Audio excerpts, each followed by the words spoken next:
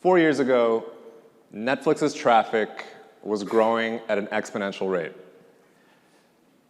But not only was the number of subscribers growing, but the actual hours that each subscriber was using the services was growing similarly. So this created a lot of complexity, the growing traffic, the diversity of all kinds of different devices, the growing amount of back-end services. And in order to create some flexibility to handle this complexity, we built Zuul. If you're a fan of Ghostbusters, you'll know that Zuul is the gatekeeper, and that's exactly what it does in Netflix. Zuul handles all the traffic coming into Netflix, into AWS. And then primarily, its biggest responsibility is routing that traffic where it needs to go. But it also provides us monitoring, security, resiliency, and flexibility. For context, Zuul sits between the AWS Elastic Load Balancers and our back-end services. So since it's at the highest point of the traffic coming in, we have a very good place to monitor traffic. That's the kind of monitoring that it provides us, as well as alerting and anomaly detection. And then it's also responsible for security, blocking fraudulent traffic, mitigating DDoS attacks, things like that. And then resiliency, things like shielding origins from excess traffic, throttling, and finally flexibility with things like self-serve routing and canarying clusters and features like that. So we built Zuul using the standard Java model. It was built on Tomcat, running Java servlets with blocking requests. So in a blocking request cycle, a request comes in, gets a request thread, does a little bit of work, maybe makes a network call, blocks. When the network call completes, unblocks, finishes whatever work it was doing, and then returns a response. And if you want parallelism in that kind of paradigm, you need to have two of those things. So each one of these would be a thread. And then you would scale up to as many threads as you need to handle the concurrent requests that you want. But when we looked at the continually growing traffic, the trends of growth didn't stop, right? They kept getting bigger and bigger. We knew that we already needed to start thinking about the next version of Zuul. So we looked around the landscape of distributed systems, and all the new hotness was functional, reactive, non-blocking programming.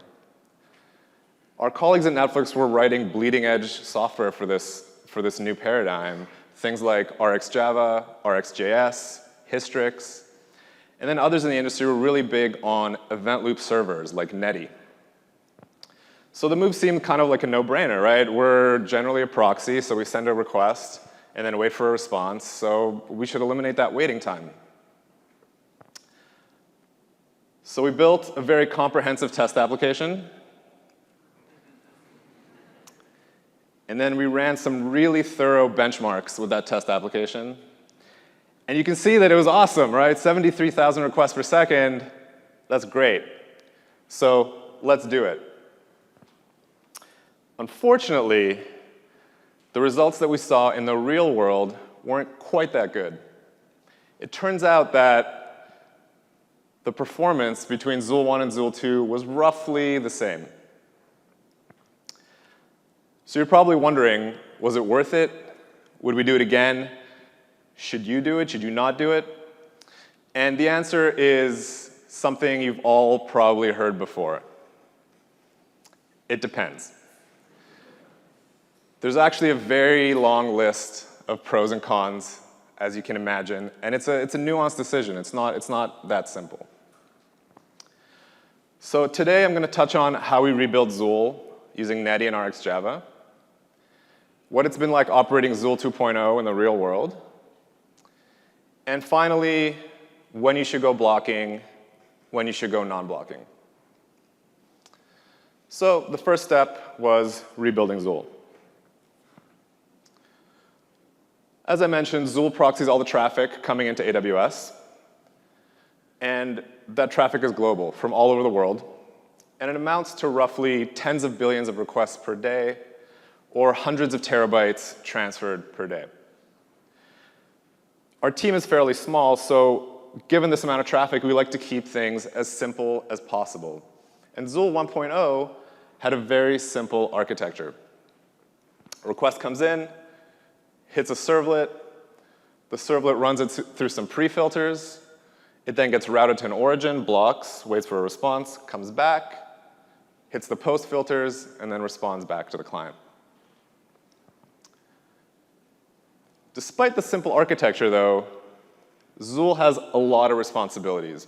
It's actually doing a lot more stuff than just waiting for a response from the origin.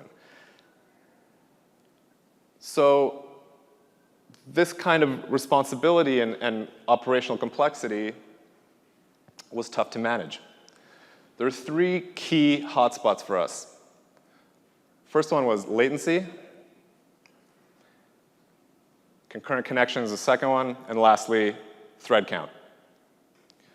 So in a blocking system, if our origin had even a minor latency spike, it would increase concurrent connection significantly, and then also the thread count. To deal with that kind of uncertainty from our origins, we use Hystrix. If you're unfamiliar with Hystrix, it's an open source Netflix framework, and it does a lot of stuff, but primarily what we use it for is circuit breaking. So if a request is taking longer than it should, we'll cut it off and return a reasonable fallback. That gave us some predictability in terms of handling that latency. Another potential scenario is you have a huge spike in traffic and your concurrent connections go up, and then your thread count goes up. And the solution for that is something pretty common. We just throttle connections. So at a certain point, once we hit a certain number of connections, we just don't accept anymore. And similarly with requests. If we're getting too many requests, we'll throttle requests and reject new requests from coming in. But we can only throttle for so long. At a certain point, even when we're throttling, our CPU will get maxed out. A couple instances will fall over, a couple more. The remaining instances are now taking way more traffic than they were before. They fall over, and it accelerates until finally Netflix is down. And now that we're international, you can panic in many languages. So how can non-blocking help us here? Well, first let's define what I'm talking about when I say non-blocking. Non-blocking is composed of three main building blocks. The first one is non-blocking I/O primitives. So you need a way to know when a socket is ready to write to or to read from without having to wait for it. And that's something that's provided to you by your operating system generally. So on Linux, you would have something like epoll. On BSD, you would have KQ. In the JVM, there's also NIO. And you need those primitives in order to even do non-blocking in the first place. Once you have those primitives in place, you need an asynchronous programming model to be able to handle deferred execution. So you could use things like queues, you could use reactive extensions. There's lots of things you can do, but you need some sort of paradigm to handle that deferred execution and still have a program that makes sense. And then lastly, if you're building a web server, you need to put those two things together. And the most common way to do that is with the event loop pattern. And the king of the event loop pattern in Java is Netty, which is what we used. So if you're unfamiliar with what an event loop is, it looks roughly like this. At least in a web server, it would look roughly like this. You would get a request, it would get queued up, and then scheduled onto the event loop. When the event loop is ready, it'll pick up that request, do some work, maybe make a blocking call. That blocking call would then get, or sorry, not blocking call, a network call. In this case, it would be non-blocking. The network call would get scheduled. Eventually, it would return. The callback would then get scheduled in the event loop, comes back, and then you respond back to your caller. So despite making light of the decision to go non-blocking, there are actually some really strong benefits. And for us, the two main ones were performance and resiliency. And our goal was to get performance by increasing CPU utilization, and then get resiliency by decoupling connections from requests.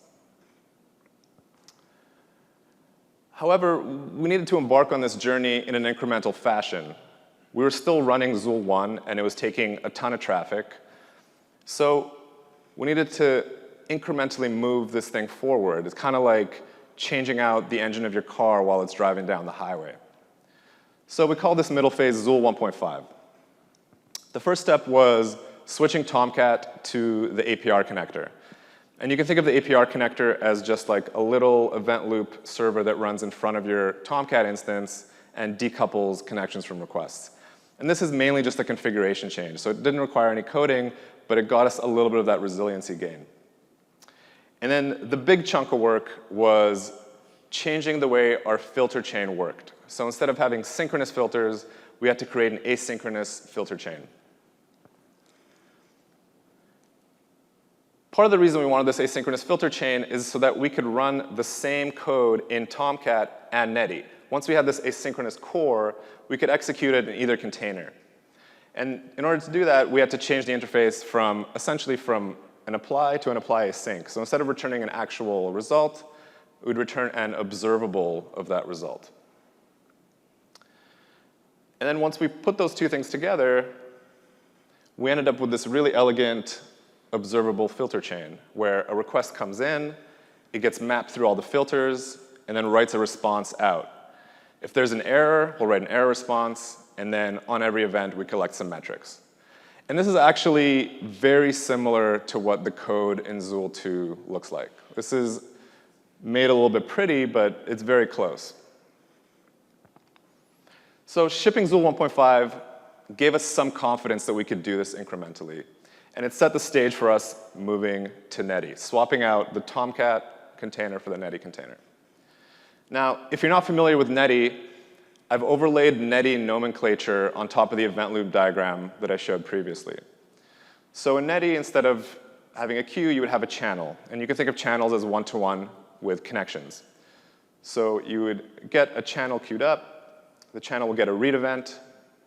The read event gets scheduled onto the event loop, does some work, writes a request out to an outbound proxy channel, reads that response when it comes back, and then sends out the response back to the client. So this is exactly what Netty does. And important to note, this is all running on a single thread. So if you have 4 cores, you would have 4 event loops.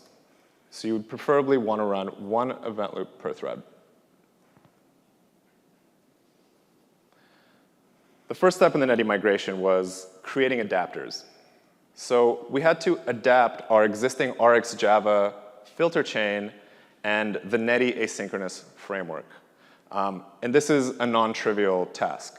You essentially have to send Netty events through your observable chain as observables. So instead of sending a byte buff, you would send an observable of byte buff. And you would have to handle that content properly, which is particularly difficult if you want to maintain the exact same functionality and the exact same metrics as you have in Tomcat.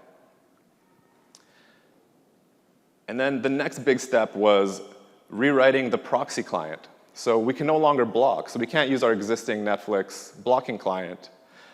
We had to write a brand new Netty client to do the proxying. And we had to do all that while maintaining all the same load balancing algorithms that we had before. But once that was done, we ended up with something that looks like this. This is Zuul 2.0. It looks fairly similar. But the difference is we have a Netty server fronting the requests, and we have a Netty client behind the requests. And sandwiched between those two is the RxJava filter chain. So we're essentially stitching a Netty incoming request, running it through some RxJava filters, creating a separate Netty outbound request, and then stitching the response back through that same observable chain.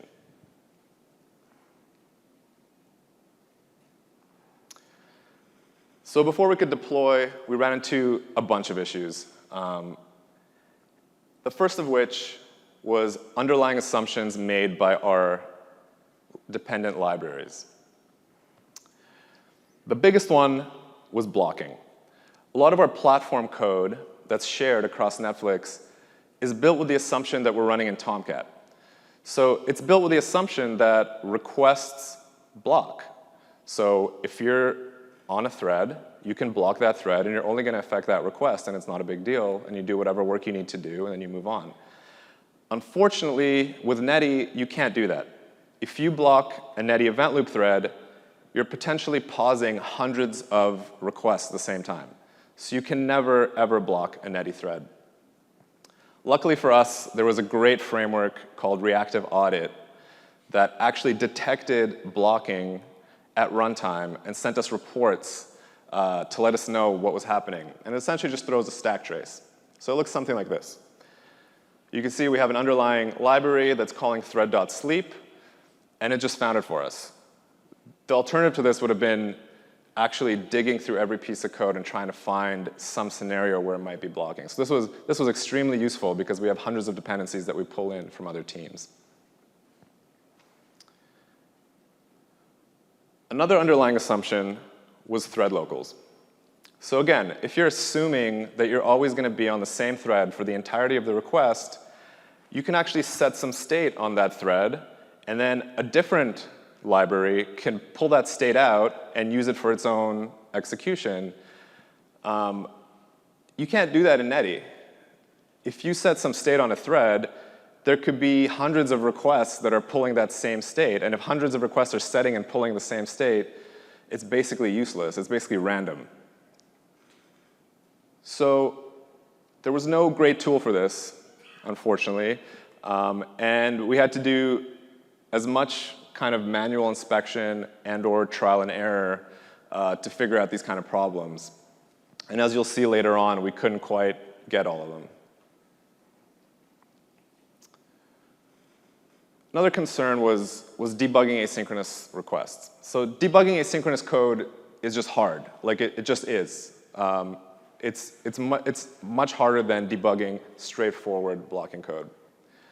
Tracing request failures is really difficult. Comprehending stack traces, again, they're not particularly useful. Or thread dumps, right? Thread dumps are basically useless. And then another big challenge we had was timing these requests. So we had to essentially create a mapping of state changes. And for that, we used something inspired by Zach Tellman, who gave a talk on this at last year's Strange Loop. And it's called the request passport. So what we do is we set this passport on the channel, which is the connection that's incoming. And whenever we change state, whenever a request changes state to doing one thing, doing another thing, we set that state and we set a timestamp. And then when something fails or there's an error or we just want to debug something, we can make these available so that we can trace exactly what happened in this failing request. So an example looks something like this.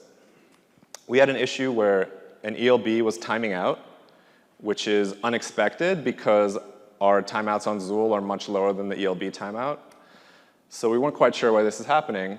And then we looked at this passport example. You can see the highlighted lines. The request comes in. The client channel becomes active, which means we're making an outbound request to the origin. The client channel closes with a read timeout 45 seconds later. Becomes active again. And then about another 15 seconds or so later, the server channel closes, which means the ELB has now closed that connection. And another 30 seconds or so later, the client channel again becomes inactive with a read timeout. So what's happening here is we're making a request. It's timing out. We're retrying that request. And before the retry can even get halfway through, the ELB is closing the connection. And it's pretty clear to see in this timeline, right? But if we were to trace this just using logs or stack traces, it would be impossible. It would be, especially with the amount of traffic coming in, it would be very, very difficult to trace these kind of errors. So this request passport is essential to debugging any sort of request failure. And we're super happy with how much easier it's made our life.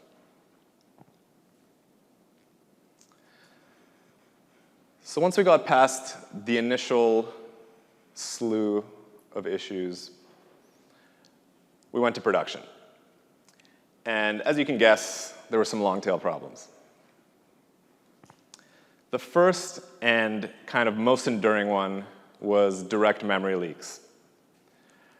So unlike Tomcat, Netty uses direct memory to do its processing. Since it's using epoll, it's actually running with JNI bindings. It's running at a very low level, so it's not allocating on the heap, it's allocating direct memory. And which means you have to free that direct memory. And if you don't, it's never going to be freed. So what we would see is the servers would slowly use more memory over time, especially clusters where the instances wouldn't be recycled very fast. And then quietly, they would just stop serving traffic. The RPS would go to 0. They wouldn't complain or anything. They just can't allocate any more memory, so it's done. This is extremely difficult to debug. The tooling around direct memory leak detection in Netty is just not great. And we found the only thing we could do is more or less trial and error. We'd look through the code. We'd find something that looked like maybe the observable chain was breaking here, and we weren't closing the request. Put it into production. OK, it fixed the leak.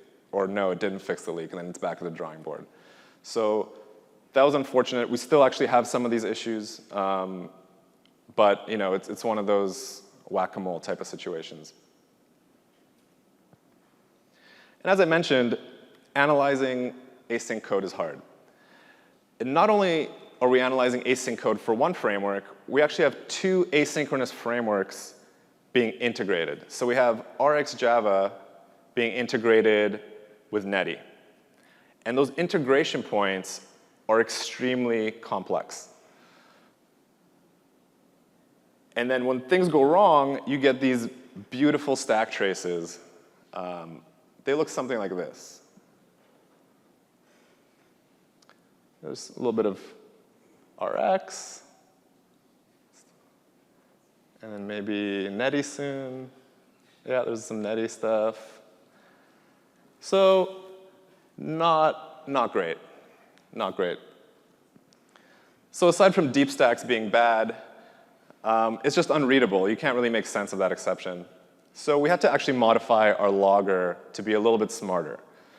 So if we see repeating lines, if there's 10 or 20 lines that are just like rx observable.call, it'll collapse them all into a single line and just put a counter at the end of that. And that eliminates a lot of that repetition that you're seeing in that really deep call stack in Rx. And then the other big thing we did that helped our performance was we just stopped filling stack traces in critical code. So if we know we're in a piece of code that if we're getting hammered at 95% CPU, that code is just going to be throwing exceptions over and over and over again, we just don't fill any stack traces. We log a line, and that's it. And that'll help us degrade much more gracefully. Because if you're spending all your time generating these stack traces and you're getting hammered by requests, you're just going to fall over. Just can't do anything about it. The next scenario is something we like to call the geo-shuffle. So imagine a request is coming in to Netflix from San Francisco. And that request gets directed to a CDN server in Siberia, or maybe in India, or Brazil, or South Africa. It's probably not optimal. If you live in San Francisco, you probably don't want to stream your content from Siberia. So our CDN team was alerted to location issues. People are being mapped to the wrong place. We're sending people across the globe for no reason. What's going on? So anybody have any ideas what happened? Thoughts? No? Very close, yeah. Thread locals. So as I mentioned, this was a very difficult issue to debug because a lot of it happens in our underlying libraries, not in our actual code. So this particular call, which is a geo lookup, was getting set on a thread. And then basically any other request on that event loop could pull that geodata. So if your request came in, you could get assigned geodata for a request from Brazil or from Siberia or whatever, and suddenly you're getting a CDN from Siberia. So not optimal. The solution for this was we couldn't rewrite all those dependent libraries. What we had to do is actually set the thread locals correctly whenever we entered the event loop. So in Netty, you have a channel pipeline where all your channel handlers get executed. And every time we enter that channel pipeline, we set the thread locals for all the code, for all the state that potentially may run on that request. And we essentially copy that from the channel. The other scenario is if we go into an Rx thread and we come back, we also have to do the same thing and copy the state onto the thread locals. This is annoying, but unfortunately, something we just had to do. Otherwise, you'd see these kind of horrible shuffling issues. But it wasn't all bad. There were a lot of benefits as well, particularly around resiliency. So during a retry storm, we continued serving 200s even though we were at max CPU. What is a retry storm? A retry storm looks something like this. So we have successful requests coming in, and then we have like a baseline rate of errors, and suddenly there's an error spike. When this happens, there's a retry storm. And the retry storm is actually significantly higher than the error spike. The reason for this is Netflix devices are, by default, very aggressive at retrying, because during normal watching, during normal operations, when everything's fine, retries solve almost every problem. If there's a network issue, if your device is having issues, whatever it may be, those devices are set to retry very, very aggressively because it'll just keep things running very smoothly.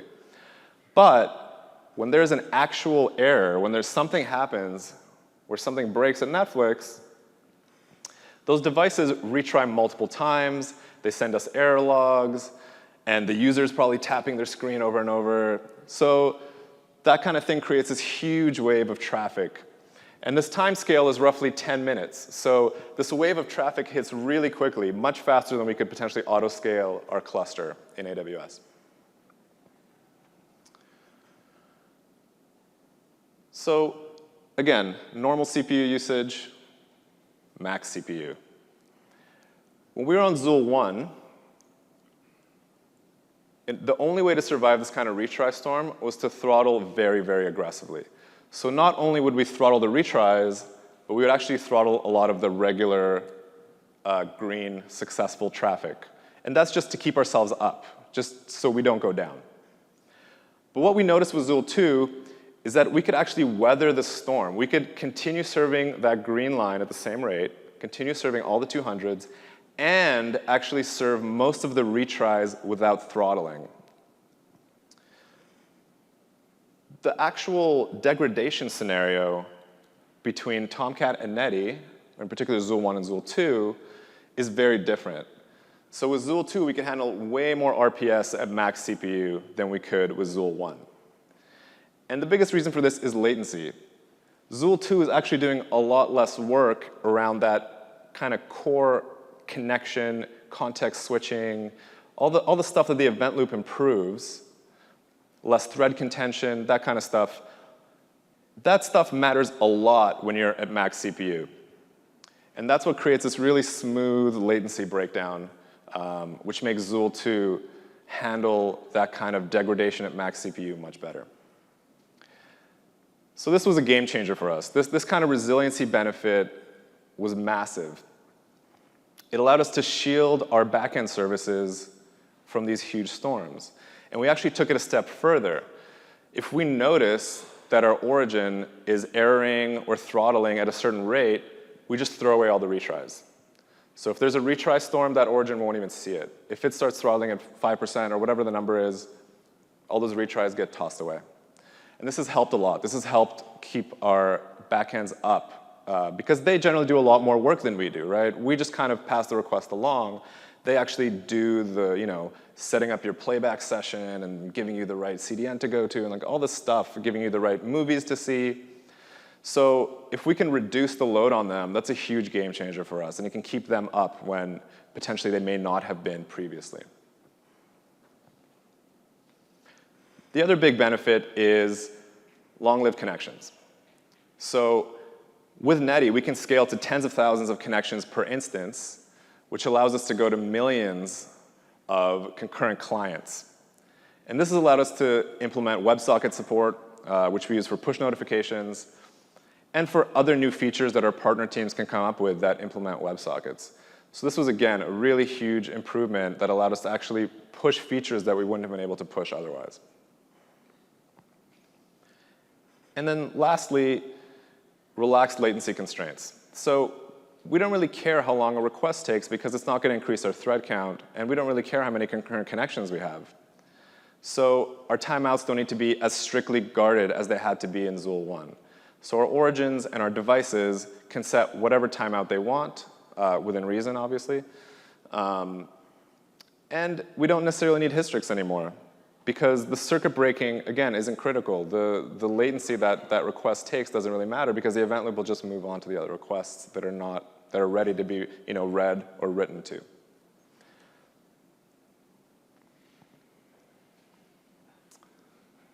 Get it? Blocking? So which one is right for you? Should you go blocking? Should you go non-blocking? So as I mentioned, there was only roughly a 10 to 20% gain in throughput between Zuul 2 and Zuul 1.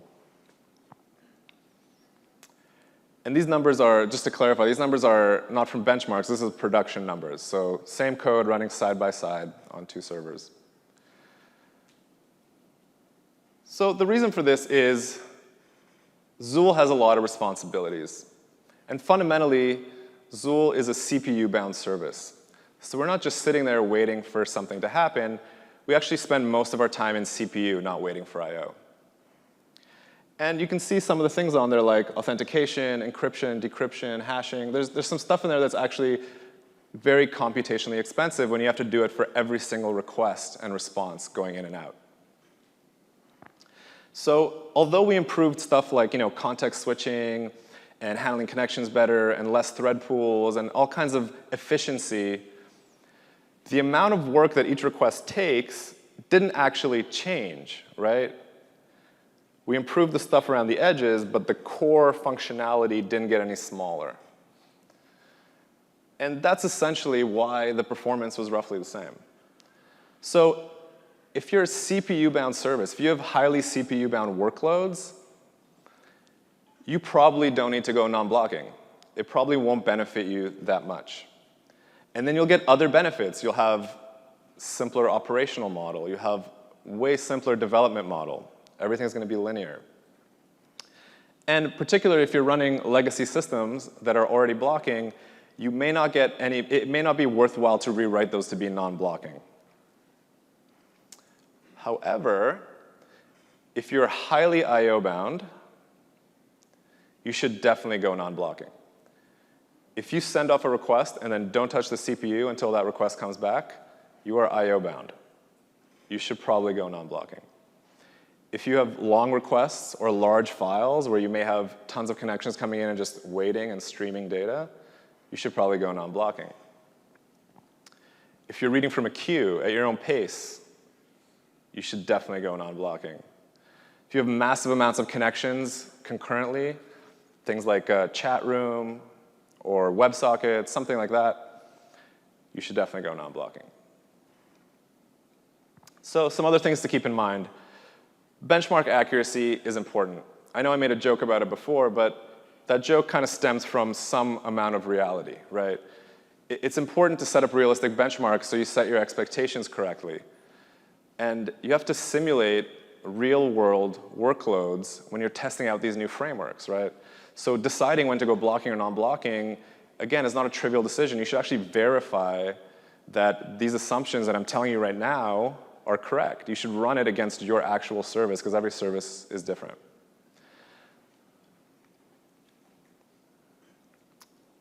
And then you have to account for the long-term costs. So going non-blocking has costs associated with it, as I mentioned. Particularly, apps are harder to debug. There's an ongoing maintenance of async code that's more difficult than non-async code. And then the support and operations burden. And ultimately, you need to ask yourself, what critical features do you really need? Are those features worth the costs? And what's your answer to "it depends"? If your answer to "it depends" is, I want to use this cool, shiny new tech, then maybe you should reconsider. Maybe you should run some benchmarks. Maybe you should verify that that shiny new tech is actually worth those costs. So we jumped head in. We learned some hard lessons. We learned that our code base is more complicated than it was before. We saw some memory leaks. We had that GeoShuffle incident. There's lots of underlying assumptions from our libraries that we have to work around and handle. We have to increase the debuggability with the request passport. But we got huge resiliency gains. We're now able to ship features that we wouldn't have been able to ship before with WebSockets. And we could configure our timeouts and create flexibility for our partners. So for us, it was definitely worth it. And for you, if you decide to use Zuul 2 in the future, and your service is I/O bound, unlike ours, you could see some huge benefits compared to Zuul 1. Thank you.